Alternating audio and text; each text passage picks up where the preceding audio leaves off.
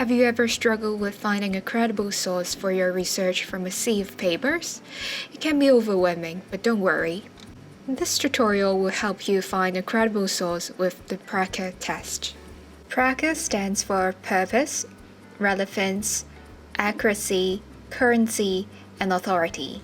Purpose. What is the purpose? Is it to teach, sell, promote, entertain? Do the authors make their intention clear? Are there political, ideological, cultural, religious, or personal biases? Does it have a variety of viewpoints and arguments? Do your sources reflect different genders, age, ethnic groups, languages, nationalities, and disciplines?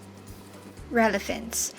Is the information related to your topic? Who is the intended audience? Does it support your viewpoint or provide an alternative one? Accuracy. Is the information in the resource reliable? Are the author's claims supported by evidence? Is it a peer-reviewed resource? Are the language and tone biased? Are there spelling or grammatical errors? Currency. When was the resource published or posted? Has the information been revised, updated? Is this the most current version of this information available? Authority. Who wrote, produced, published this resource?